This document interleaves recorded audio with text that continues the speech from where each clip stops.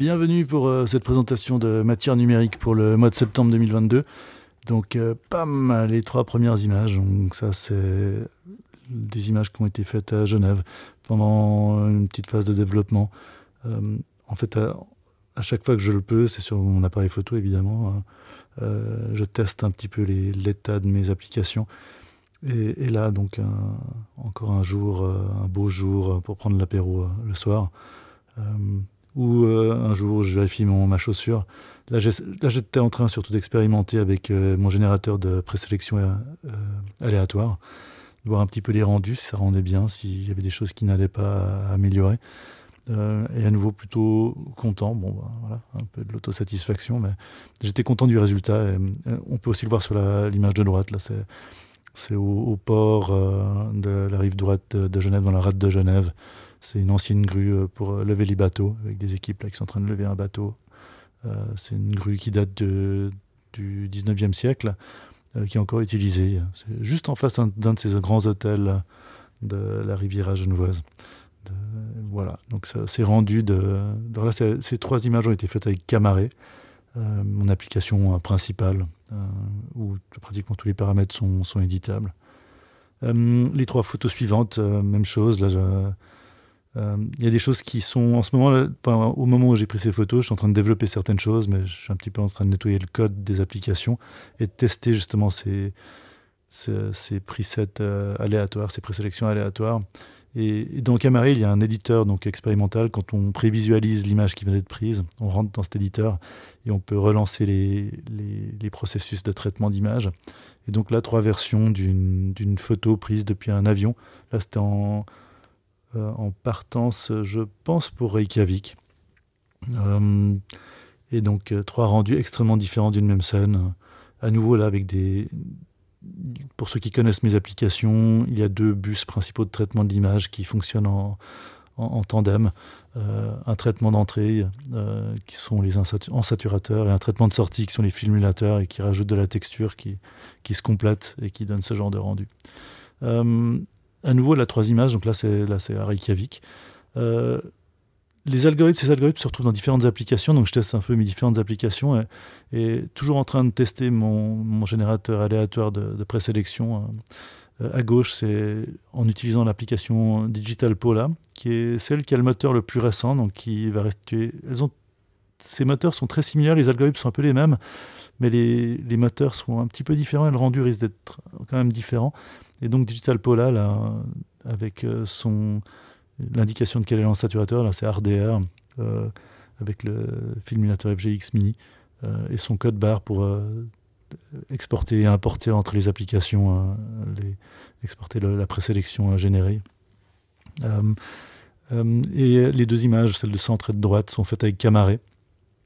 Alors je trouvais marrante cette image centrale, avec ses rouleaux de papier toilette. Elle se rendu des couleurs, voilà, ou à droite. Ça, c'est dans une salle de cinéma. Donc des choses vraiment. Alors là, dans ces tests, je me rends compte que l'exportation et l'importation n'est pas très homogène pour certains algorithmes. On y travaille. À nouveau, là, dans ces 3 clichés, faits avec Camaré, les 2 de gauche, des versions faites avec l'éditeur expérimental. Donc à nouveau, l'aléatoire aussi peut être généré. Les présélections aléatoires peuvent être générées sur une image qui a été prise et au travers de l'éditeur expérimental de Camaré. Puis à droite, c'est le même bateau, même navire qui était dans la baie de Reykjavik, pris mais avec une autre présélection aléatoire.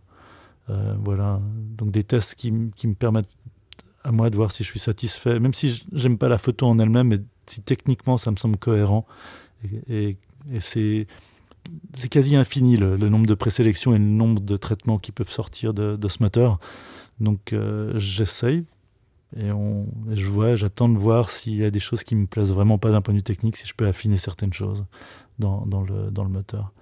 À nouveau Reykjavik, là, un peu en tout temps, je tente certaines choses. Donc l'image de gauche, ça s'est fait, j'étais en train de tester toujours avec Camaré.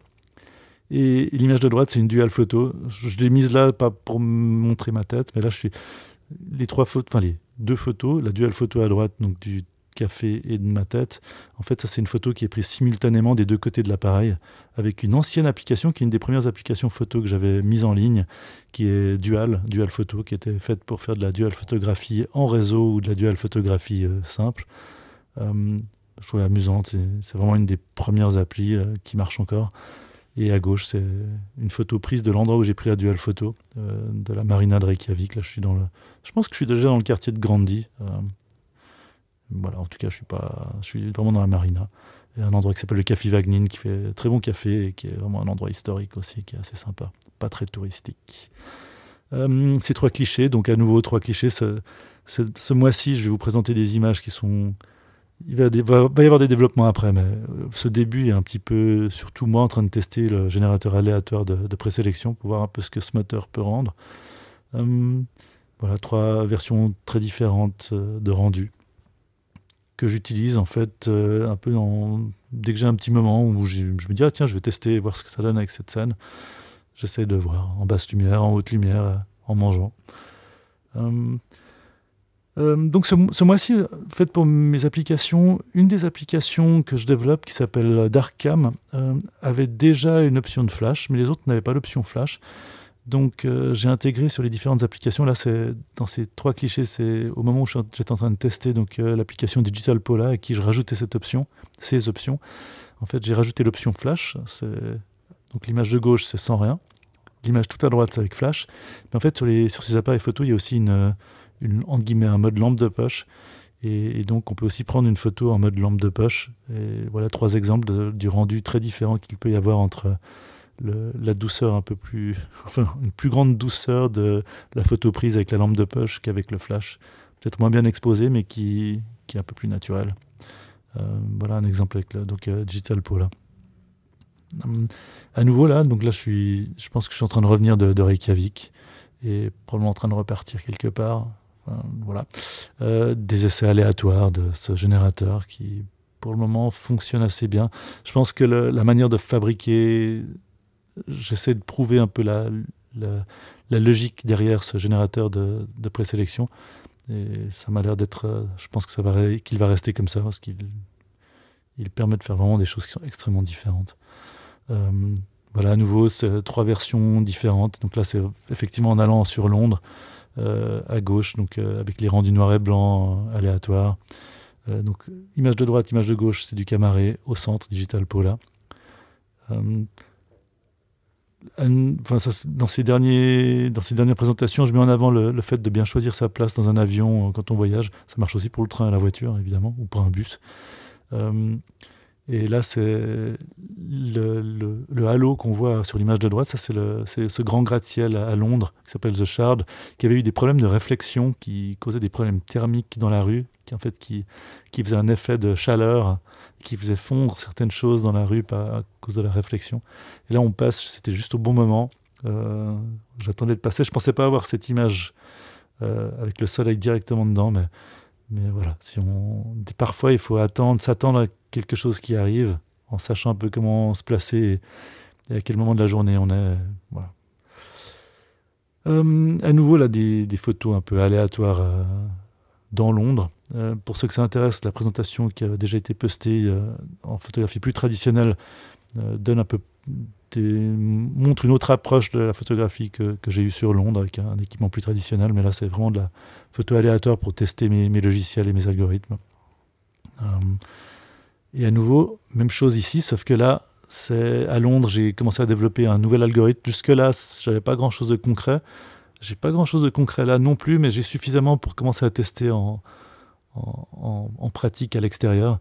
Et on voit un peu ces rendus très bizarres d'un ensaturateur qui s'appelle Hondo. Les premières versions qui donnent des choses un petit peu bizarres, que je trouvais assez amusantes. J'étais assez insatisfait au début de mes choix d'algorithme. Donc je suis un peu reparti sur mes tests. Là, c'est un portrait que j'ai fait. On était dans un pub londonien. Un portrait fait. Alors là, à nouveau, je suis retourné sur mon générateur aléatoire. Parce que ce nouvel ensaturateur est difficile à tester, en fait. Au début, il ne marchait pas très bien. Je l'ai quand même testé là à gauche. Je l'ai testé là, sur un Banksy en fait, qui est sous le centre de Barbican à Londres, qui est protégé comme on le voit là, que j'avais découvert il y a quelques années. En fait, je crois que c'était le jour où il l'avait peint, ou le lendemain, en tout cas, c'était déjà peint, c'était déjà sur le mur, mais en fait pas encore protégé. Et il y avait des équipes de sécurité qui venaient d'arriver quand j'avais découvert ça avec une amie architecte qui me faisait découvrir le Barbican. Donc voilà ce nouveau ensaturateur Ando, pas très satisfaisant le résultat. On voit qu'il y a des sortes de distorsions sur la texture du mur. Pas trop sûr de ce que ça faisait à ce moment-là. Donc retourner sur le test de génération aléatoire de présélection, comme on peut le voir sur l'image du centre et sur celle de droite, dans un de ces gastropubs londoniens où on mange très bien en fait. Tac. Alors là, 3 images où je me remets à l'atelier, je retravaille un peu mes algorithmes. Donc l'image source est à gauche. Au centre, là, visiblement, j'élimine une couleur. Enfin, c'est pas exactement comme ça que l'algorithme marche. Mais en fait, je teste un petit peu mes niveaux, mes formules pour voir ce que ça donne, si ça fait sens ou pas. Et on voit sur l'image de droite, là, j'expérimente, je regarde si ça me convient ou pas. Là, ça me convenait pas, mais je trouvais qu'il y avait quelque chose d'intéressant à aller chercher. Donc, plus d'expérimentation, on bricole, on modifie encore différemment la manière de travailler l'image. Donc, voilà un exemple à gauche. Là, je commence à trouver ça suffisamment intéressant pour essayer dans la rue. Mais pas assez de contrôle, pas un assez bon outil. Ça peut donner des choses graphiquement intéressantes, comme sur l'image de droite. Ça me semblait pas remplir les critères que je voulais pour un ensaturateur que je distribuerai ensuite dans l'application. Et là, 3 derniers clichés pour cette présentation de ce mois-ci. Donc cet ensaturateur Ando n'était pas fini en septembre, mais tranquillement, entre chaque itération de ces images, je retourne souvent à l'établi, si j'ose dire, pour changer un peu le code, pour essayer de voir si ça marche. Et à gauche, on voit que sur ce café, c'est pas encore ce que je veux.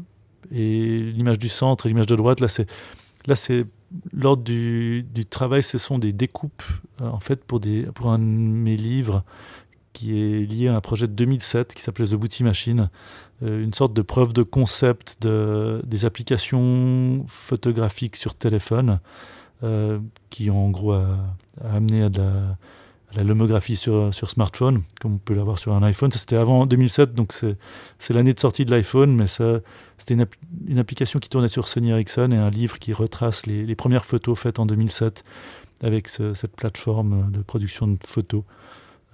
Et en fait, là, c'est des photos en utilisant ce nouveau ensaturateur Ando sur des morceaux de la couverture de ce livre qui est en production. Donc voilà, on voit un petit peu ces textures. Je commence à trouver quelque chose à ce moment-là. Et pour le mois d'octobre sera plus intéressant au niveau de cet ensaturateur. Mais voilà, j'espère que vous avez trouvé ça intéressant. Ou voilà, si vous avez des questions ou des commentaires, n'hésitez pas et à tout bientôt.